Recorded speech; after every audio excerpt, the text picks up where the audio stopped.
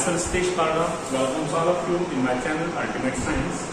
और आज हम देखते हैं बेटा सॉल्यूशन चैप्टर की नेक्स्ट टर्म बेसिक टर्म्स में normality of solution, very important term, +1 as well as +2। Normality of solution it is noted by capital N। अब क्या होता है नॉर्मेलिटी? आपने बेटा मेरे पिछले वीडियो में मोलैरिटी के बारे में पढ़ा। मोलैरिटी क्या था? It is defined as number of moles of solute dissolved in 1 liter of solution। अभी उसी से मिलती जुलती टर्म है कि यहाँ क्या है? It is defined as number of gram equivalents of solute dissolved in 1 liter of solution। यानी कि एक सॉल्यूशन के 1 लीटर में, गिवन सॉल्यूशन के 1 लीटर में सॉल्यूट के कितने ग्राम इक्विवेलेंट डिसॉल्व हैं, उसे क्या बोलते हैं? Normality. So normality of solution को डिनोट किया N से। It is the ratio of number of gram equivalents of solute upon volume of solution litre. Unit क्या होगा? ग्राम इक्विवेलेंट अपॉन लीटर, तो ग्राम इक्विवेलेंट पर। अब बताते हैं कि नंबर ऑफ ग्राम इक्विवेलेंट्स कैसे फाइंड आउट करेंगे। आपने देखा था बेटा नंबर ऑफ मोल्स कैसे फाइंड आउट करते हैं। किसी भी सब्सटेंस के किसी भी कंपोनेंट के जब हमें number of moles find out करने हैं तो हम क्या करते हैं? उस कंपोनेंट के गिवन मास को उसके मोलर मास से डिवाइड करते हैं। अब बात है यहाँ नंबर ऑफ ग्राम इक्विवेलेंट्स, तो ये कैसे फाइंड आउट करेंगे? जिस भी कंपोनेंट के ग्राम इक्विवेलेंट फाइंड आउट करने हैं उसके मास को उसके इक्विवेलेंट मास से डिवाइड करेंगे। सो number of gram equivalent of solute क्या होगा?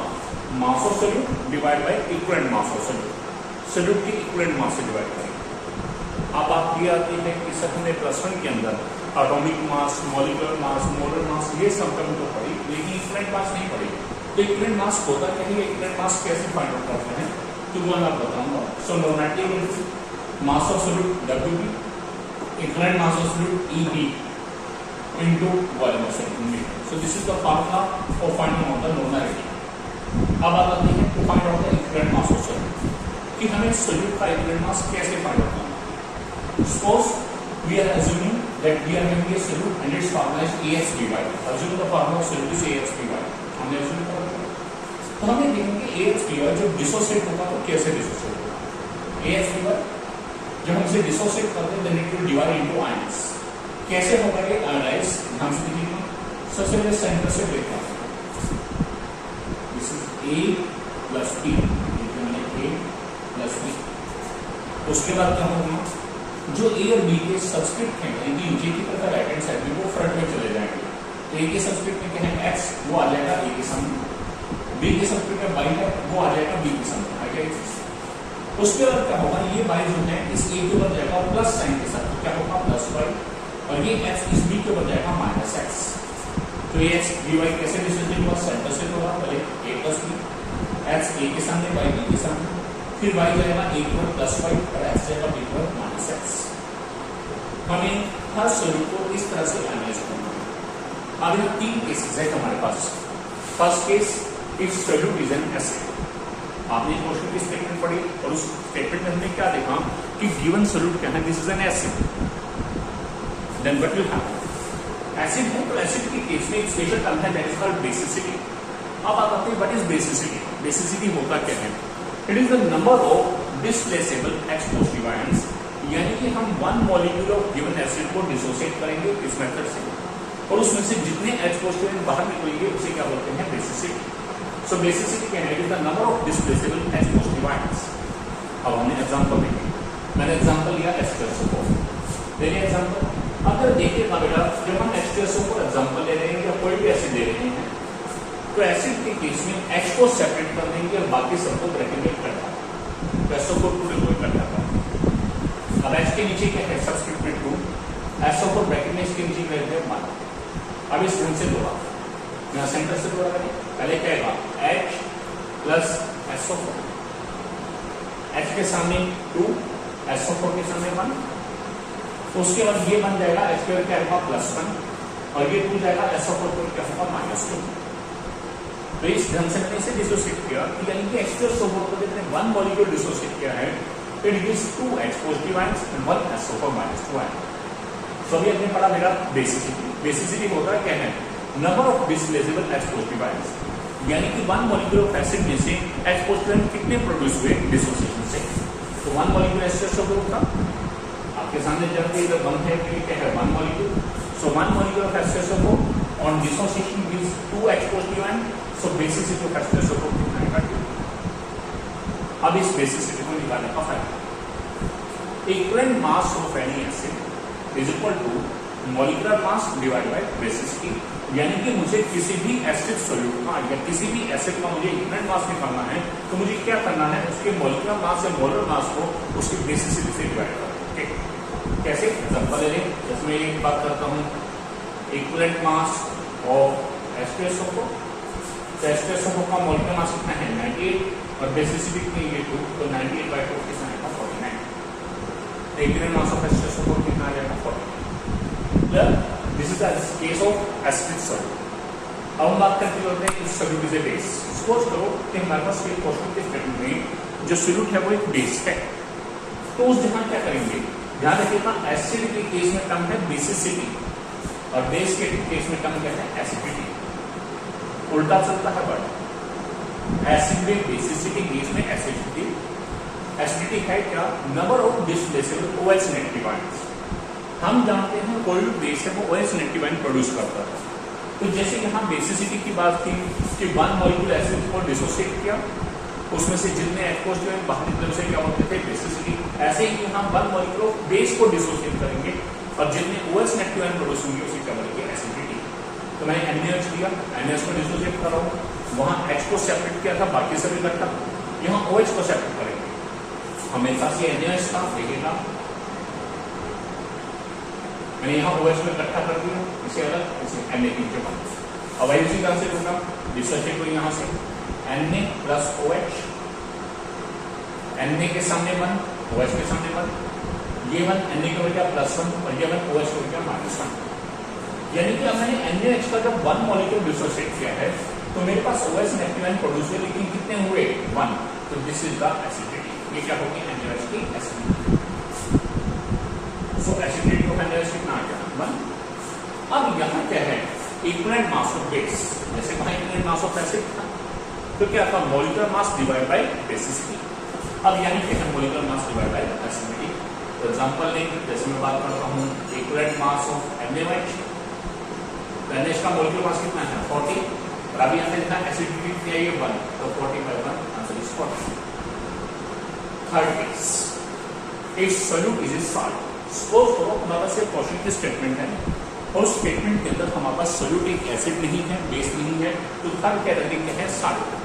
तो सॉल्यूट इज ए सॉल्ट, तो वहां हम क्या निकालते हैं, डायरेक्ट फार्मूला है, वहां एसिडिटी बेसिसिटी ऐसा नहीं है, वहां डायरेक्ट फार्मूला है equivalent mass of any salt is equal to molecular mass divide by total positive charge on cation. यानी कि हम उस सॉल्ट को डिसोसिएट करेंगे, उसमें जो कैटायन फाइंड आउट होगा और उस कैटायन के अंदर हमें टोटल पॉजिटिव चार्ज देखना है कितना है। एग्जांपल देखिए मैंने लिया MgCl2, अब Mg की है 1 Cl2 डिसोसिएट करके कैसे बन गया Mg प्लस Cl, Mg के फ्रंट में 1 Cl के फ्रंट में 2, ये 2 Mg के ऊपर आ गया +2 और ये 1 MgCl के ऊपर चल गया -1, तो 1 Mg +2 +2 Cl2। अब जब आप आती है total positive charge on cation, तो ये कैसे फाइंड आउट होता है, हमें सबसे पहले कैटायन देखना है और कैटायन क्या है जिसपे पॉजिटिव चार्ज है, तो यहाँ कैटायन कौन सा है Mg+2।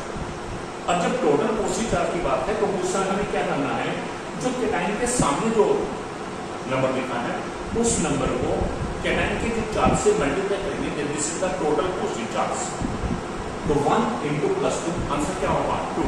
तो यहाँ की टोटल पॉजिटिव चार्ज क्या है 2, तो हमें 2 से डिवाइड करना है किसको, मॉलिक्यूलर मास को। Equivalent mass of MgCl2, MgCl2 का मॉलिक्यूलर मास क्या है 1 × 24, क्योंकि Mg का मॉलिक्यूलर मास 24 प्लस क्लोरीन के 2 एटम है 2 × 35/5 divide by total positive charge on cation क्या होगा 1 × 2 दैट इज 2, तो 2 से डिवाइड, तो 24 + 71/2 आंसर क्या आएगा 95/2 एंड आंसर क्या होगा 47/5। तो MgCl2 का इक्विवेलेंट मास क्या है 47/5। अब मैं एक न्यूमेरिकल लूंगा बेटा, उस न्यूमेरिकल के अंदर मैं आपको strength of solution, molarity of solution, molarity of solution, उसके अलावा मोल fraction of component, mass fraction of components और नॉर्मेलिटी ऑफ सॉल्यूशन और ppm, ये सब फाइंड आउट करना सिखाऊंगा एक ही न्यूमेरिकल के अंदर। तो इसमें क्या है हमारे पिछले 3 वीडियोस के अंदर जो भी टॉपिक हुए हैं वो सभी के सभी टॉपिक यहाँ आपके रिवाइज हो सकते हैं। ध्यान से देखिए बेटा उस न्यूमेरिकल।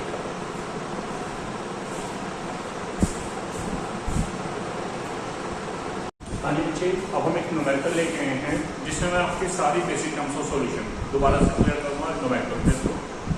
आपने बेटा मेरे पिछले वीडियो में molarity, strength, normality, mole fraction, mass fraction, parts पर इन सब के बारे में देखा है। तो आज हम उसका न्यूमेरिकल देखेंगे।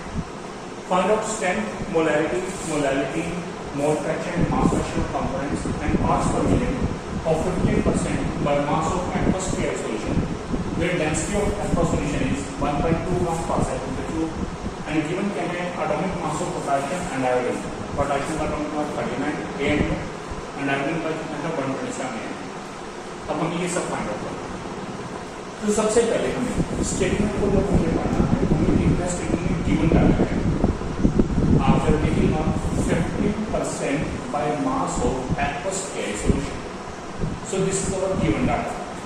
और आपको बेटा मैंने अपने सॉल्यूशन के जब सॉल्यूशन के कॉन्सेप्ट बताने शुरू किए थे मेरे फर्स्ट वीडियो में सॉल्यूशन कॉन्सेप्ट के उसमें मैंने आपको बताया था परसेंटेज बाय मास के बारे में। तो आप यहाँ देख रहे हैं 15% बाय मास, तो दिस इज परसेंटेज बाय मास। तो आप देखिएगा 15% बाय मास और एक्वस सॉल्यूशन। मैंने आपको बताया था बेटा जो परसेंटेज बाय मास है it is of only one type that is W upon W, और ये पेपर में टाइप मेंशन होगा भी और टाइप में नहीं मेंशन होगा। तो जब भी आप परसेंटेज बाय मास देखें then it is understood then it is W upon W। Next thing आपको बताया था स्टेटमेंट एनालिसिस में हम इस लाइन को पढ़ते हैं, इसमें ये आइडेंटिफाई करेंगे कि हमारा सॉल्यूटेड सॉल्वेंट कौन सा है।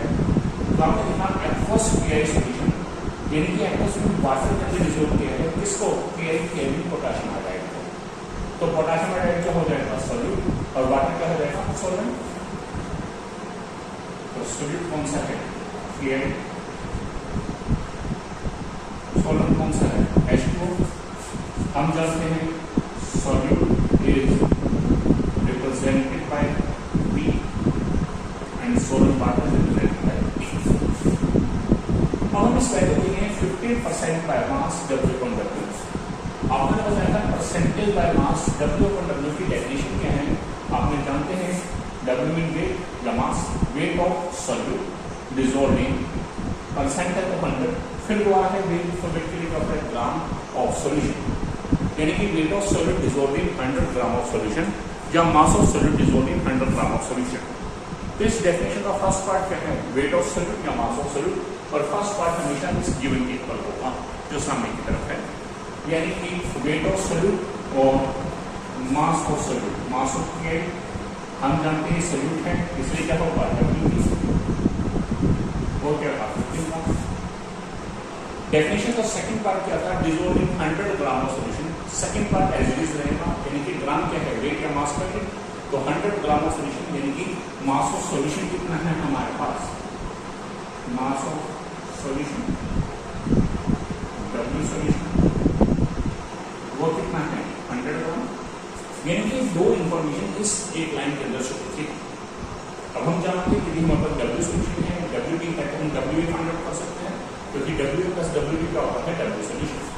सो W क्या है mass of solvent, mass of solvent, solvent क्या है वाटर, मास के लिए W सॉल्वेंट के लिए A, तो W क्या होगा W solution minus WB that is 85 ग्राम। और क्या गिवन है density of this solution is 1.2 ग्राम पर सेंटीमीटर क्यूब। सो डेंसिटी को रॉ से लिखते हैं तो रॉ सॉल्यूशन कितना है 1.2 ग्राम पर सेंटीमीटर क्यूब। उसके अलावा आप यहाँ देखेंगे कि atomic mass of potassium and iodine is given. तो यहाँ हम बात करें पोटेशियम आयोडाइड तो दिस इज कंपाउंड, तो हम यहाँ क्या चाहिए कंपाउंड का मोलर मास, और पीआई के है सॉल्यूट तो मोलर मास ऑफ पीआई यानी कि ये क्या है सॉल्यूट तो Mp कितना आ जाएगा हमारे पास पोटेशियम आयोडाइड का होगा पोटेशियम को बनेगा 1 × 39 एटॉमिक मास, आयोडीन बनेगा 1 × 127। तो इसे जब सोल्व करेंगे 39 + 127 आंसर होगा 166, और हम जानते हैं मोलर मास की क्या है ग्राम पर। नेक्स्ट एक बात ध्यान रखना है जब भी मोलैरिटी के ऐसे क्वेश्चंस आते हैं तो यहाँ हमारे को क्या चीज ध्यान रखनी है कि हमारे पास नंबर ऑफ मोल्स भी फाइंड आउट करने हैं। तो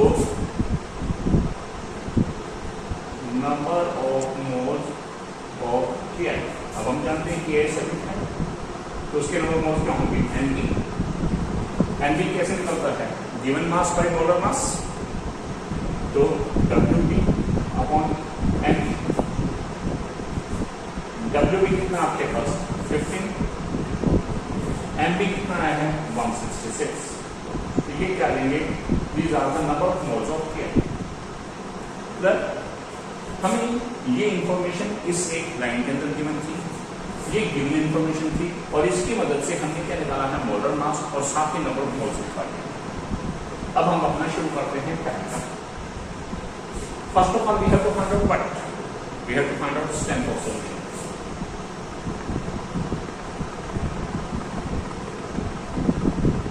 स्ट्रेंथ ऑफ सॉल्यूशन, अब हम जानते हैं स्ट्रेंथ ऑफ सॉल्यूशन होता क्या है, this is the mass of solute dissolved in 1 litre of solution, यानी कि क्या है WP upon V solution in litre. अब हम ये देखेंगे WP अवेलेबल है, V solution volume of solution, आप देखिए डेंसिटी अवेलेबल है, वेट ऑफ सॉल्यूशन या मास ऑफ सॉल्यूशन अवेलेबल है, लेकिन वॉल्यूम अवेलेबल नहीं है। तो हम पहले यहाँ volume of solution find out करेंगे। We know density of solution equal to क्या होगा, mass of solution upon volume of solution.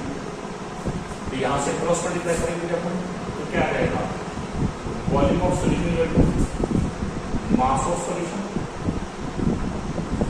Upon density of solution.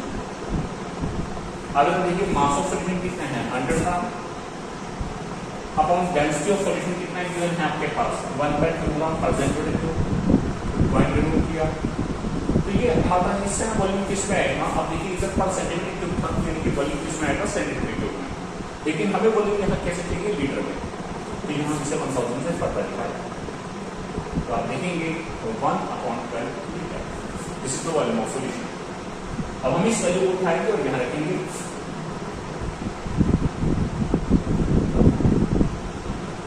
Strength of solution equal to WB कितना है 15, यहाँ से देख रहे हैं। अपन वॉल्यूम ऑफ सॉल्यूशन यूनिट क्या है 1/12, ये वैल्यू पता है, तो 15 180 gram per litre, this is the strength of solution. हमारी पहली स्टेप लेंगे इससे। सेकेंड थिंग,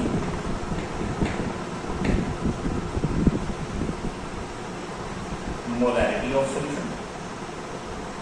अब मोलैरिटी कैसे फाइंड आउट करते हैं, number of mole of solute NP upon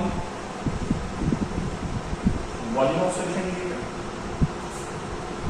अब NP कितना है आपके पास, number of mole of solute कितना है हमारे पास 15 upon 166 upon volume of solution 1/12, ये क्या आएगा 12/1 प्लस जब हम इसे सोल्व करेंगे हमारे पास 2 से 83, ये क्या आएगा 90 अपॉन 83 और यूनिट क्या हो जाएगा mole per litre. This is molarity of solution plus next term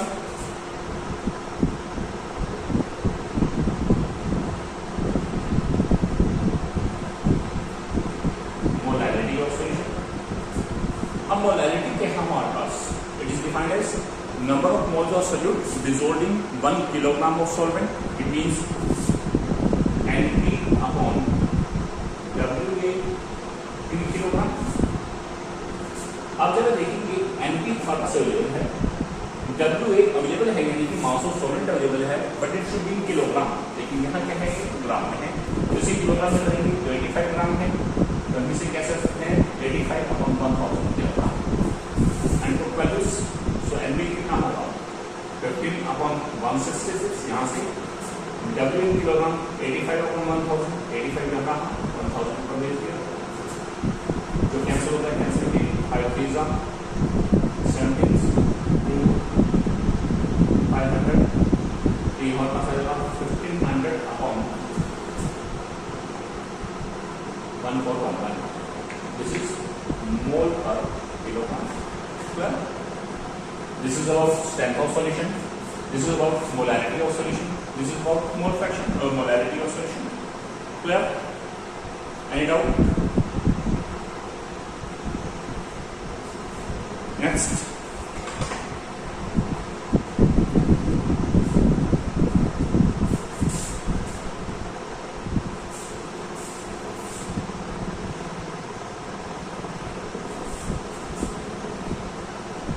अब हम फोर्थ टर्म देखेंगे। फोर्थ टर्म क्या है? मोल fraction of components. We know this solution is made up of two components. One is Ki, second is water, and we have to find out mole fraction of both the components. Yani we have to find out mole fraction of Ki as well as mole fraction of water. So first of all,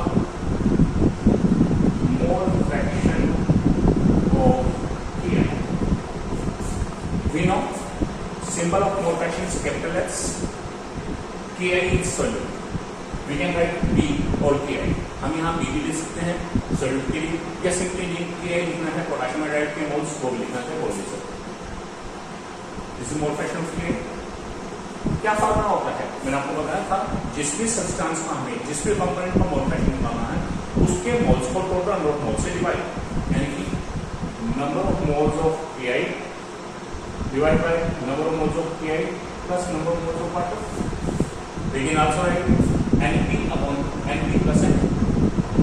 अब हमारे पास number of moles of Ki available है, number of moles of B के हैं, number of moles of Ki, but हम यहाँ क्या निकालेंगे? Number of moles of water. So number of moles of water, तो क्या होगा हमारे पास? Given mass of water W water, यानी कि WA upon molar mass of water. अब molar mass of water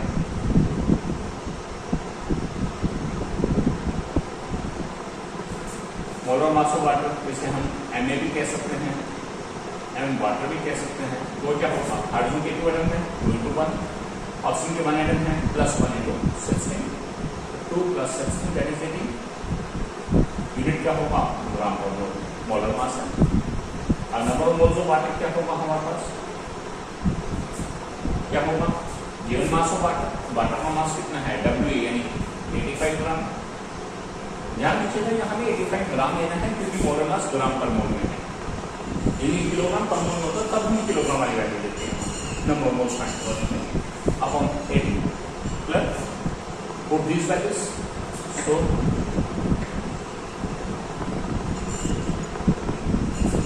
mole fraction of Ki, K mole fraction क्या होगा? HK number of moles of Ki 15/166 divided by number of moles of Ki 15/166 plus number of moles of water 85/10. This is about mole fraction of potassium iodide.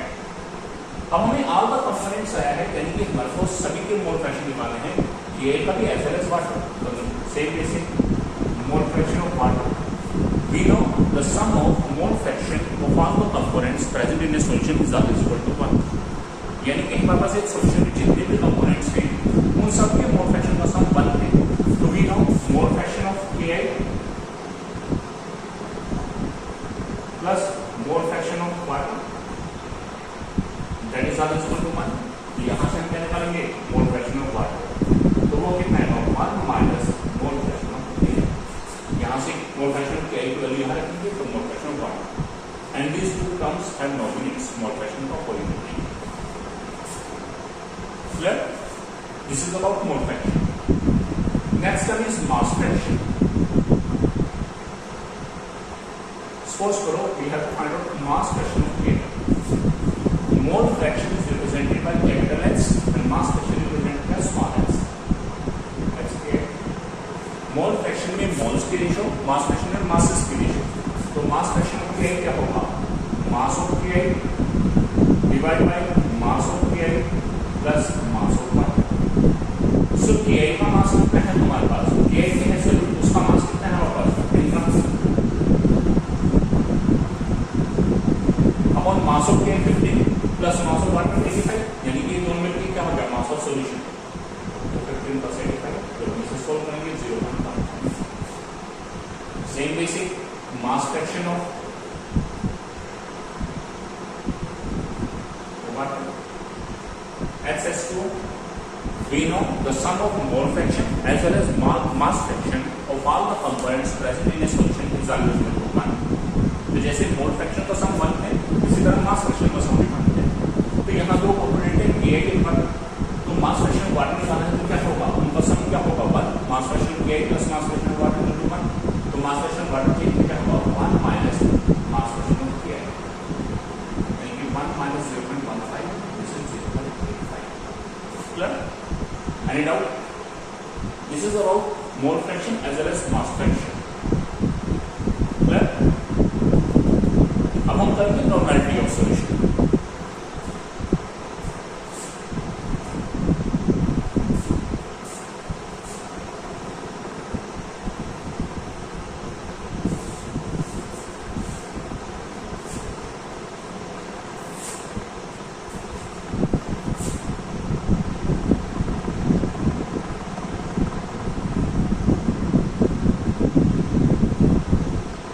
We know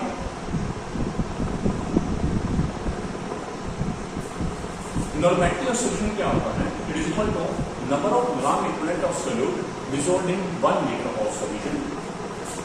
so it is equal to number of gram equivalents of solute dissolved in 1 litre of solution. और gram equivalents कैसे निकालते हैं, given mass of solute upon equivalent mass of solute into volume of solution litre. अब हमारे पास W भी available है, volume of solution हम निकाल चुके हैं, हमारे पास 1/12 लीटर, लेकिन इक्विवेलेंट मास ऑफ सोल्यूट नहीं है। तो मैंने आपको बताया था कि इक्विवेलेंट मास ऑफ सोल्यूट कैसे फाइंड आउट करते हैं। Equivalent mass of solute find out करने से पहले हमें ये पहचानना होता है कि हमारे पास जो सोल्यूट है that is an acid, base और सॉल्ट। एसिड क्या होगी, which will produce H positive ion, base क्या है, which will produce OH negative ion when dissolved in water. लेकिन यहाँ हम देख रहे हैं सोल्यूट कौन सा है, KI, it is neither having H positive not having OH negative, so it will not produce H positive और not produce OH negative, so it is neither base nor an acid. Clear? That means this is a salt. तो salt के case में हम जानते हैं equivalent mass कैसे निकालते हैं, हमारे पास मोलर मास और molecular mass divide by total positive charge on cation. अब हमारे पास KI है, हम इसे डिसोसिएट करेंगे। जब हमने KI को डिसोसिएट किया क्या होगा, K प्लस I यहाँ से डिसोसिएट होगा, ये 1 K के फ्रंट में, ये 1 I के फ्रंट में, ये 1 K के ऊपर जाएगा +1 और ये 1 I के ऊपर जाएगा -1। So KI will dissociate 1 molecule of KI on dissociation give 1 K positive plus 1 I negative। Clear? So हम क्या निकालेंगे, इक्विवेलेंट मास ऑफ KI यानी कि EB क्या होगा, molar mass divide by molar mass है, molar mass divide by total positive charge on cation. तो molar mass कितने हैं आपके सामने 166 upon total positive charge on cation क्या है, कैटायन आइडेंटिफाई किया कौन सा है, K पॉजिटिव, सामने कितना है 1, तो सामने वाले को ऊपर मल्टीप्लाई करो तो 1 × 1 1, तो 1 से डिवाइड, तो ये क्या होगा 166। अब इस वैल्यू को यहाँ उठाएंगे, सो नॉर्मेलिटी ऑफ सॉल्यूशन क्या होगा,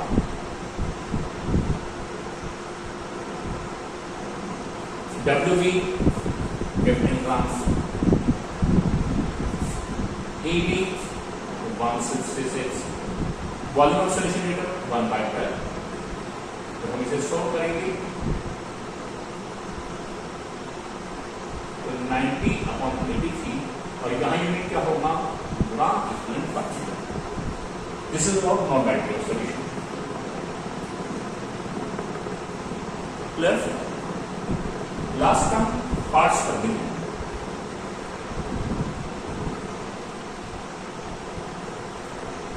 parts per million of solution, we know this is about W/W और क्या फार्मूला है WP अपॉन W solution, और जब parts per million है तो मल्टीप्लाई करते हैं 10^6 और परसेंटेज का मास का 100 से मल्टीप्लाई। पुट वैल्यूज WP कितना आपके पास 15, W solution कितना है 100 into 10 plus 6. इसको सोल्व करेंगे 15 and this one 4 times 4 0. This is parts formula solution. Clear?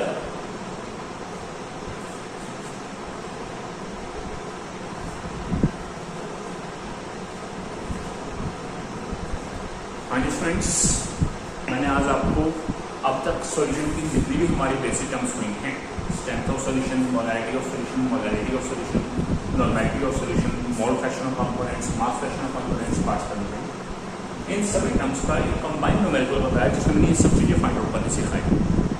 और उम्मीद करता हूँ कि आपको कि सभी टर्म्स बहुत अच्छे से समझ आएंगे होंगे और आप उनको फाइंड आउट बड़ी आसानी से कर पाएंगे।